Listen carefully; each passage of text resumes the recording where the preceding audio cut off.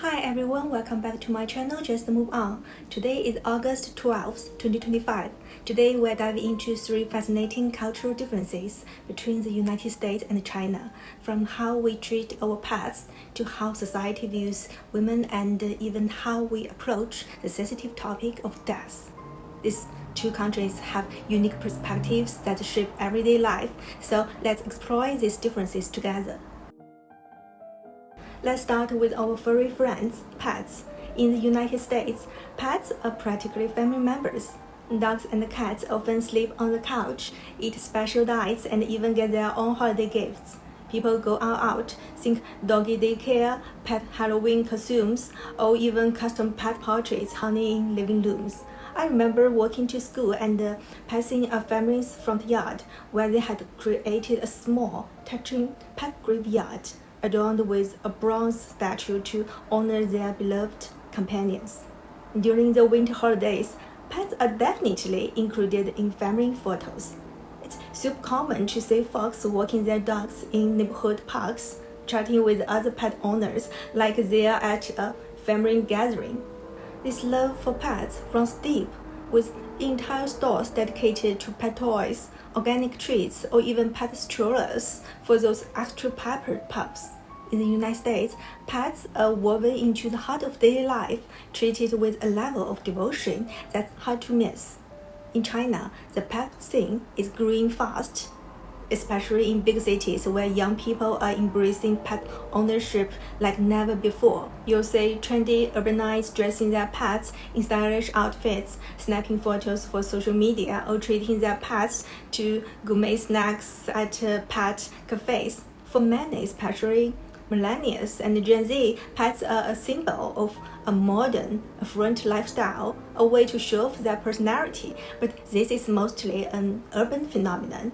In rural areas, the vibe is quite different. Dogs are often seen as working animals, like guarding the home or helping with tasks, rather than cuddly companions.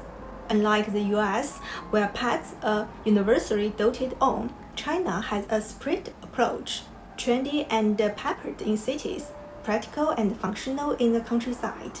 And while pet ownership is booming, the infrastructure like pet parks or widespread pet-friendly spaces is still catching up compared to the US pet-obsessed culture. Next, let's talk about how women are treated and perceived. In the United States, there's a huge emphasis on women's independence and personal choice. Women are celebrated for carving their own paths, whether that's running a startup, climbing the corporate ladder, or choosing to focus on family, or all of the above. You'll see women shining in every field, from sports stars like the Williams sisters, inspiring the next generation, to women leading in creative industries like film, music, or fashion. Society encourages women to speak up, chase their dreams, and define success on their own terms. That said, it's not perfect. Women often juggle expectations around work-life balance, and some industries still have barriers to break, but the cultural ideal is clear. Women should have the freedom to choose their own adventure, and you see this in everything from college campus packed with women studying STEM, to moms starting side hustle from home. In the United States, ambitious is an inspiring and positive word to describe a woman, but in China it often carries a slightly negative connotation. In China, women are also making incredible strides, particularly in urban areas. Women are a major force in the workforce, excelling in fields like education, healthcare, technology, and even entrepreneurship. China has some of the world's highest rates of women starting their own businesses. In cities, you'll find women running companies, teaching at top universities, or leading innovative projects. But traditional values still play a big role, especially outside the cities.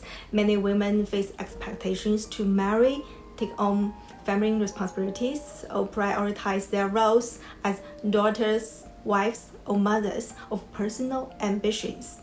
For example, in some areas, a woman's value might still be tied to traditional milestones like marriage or having children, which can feel limiting compared to the US focus on individual choice. Even in modern cities, women often navigate a balancing act between chasing career goals and meeting family expectations. This blend of progress and tradition creates a unique dynamic. Chinese women are breaking barriers, but cultural norms shape their journey differently than in the United States, where individual freedom takes center stage. Finally, let's talk about how these two cultures view death, a topic that reveals deep cultural differences. In the United States, death is generally accepted as a natural part of life. People tend to approach it with a sense of openness, even if it's sad. You see this in how cemeteries are located right in the heart of towns or near residential areas, like in small-town American or even bustling cities. These graveyards are treated as peaceful places for reflection where people might visit to remember loved ones or even take a quiet walk.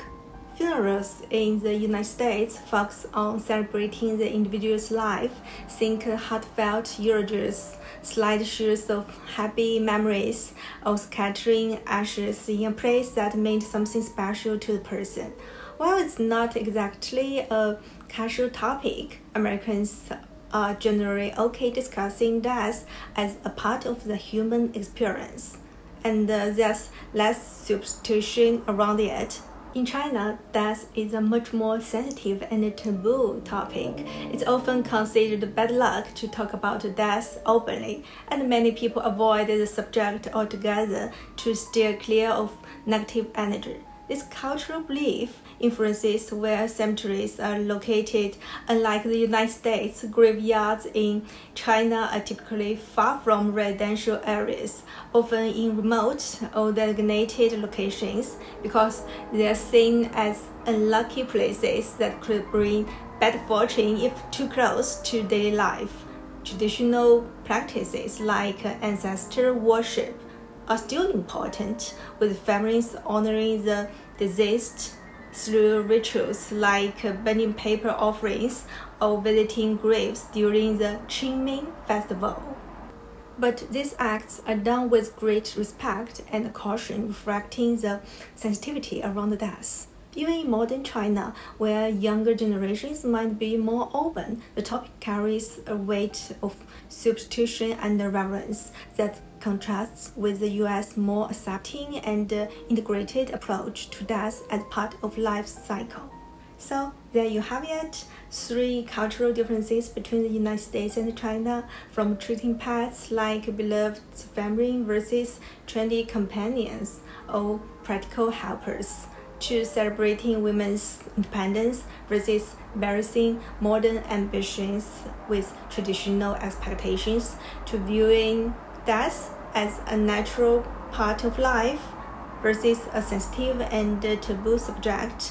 These contrasts show how culture shapes our world in profound ways. I think often what seems like a cultural differences on the surface is fundamentally a difference in values. What do you think about these differences? Have you noticed others in your own experiences? Drop a comment below, hit that like button if you enjoyed this, and subscribe for more deep dives like this one. Thank you for watching, and I'll see you in the next video.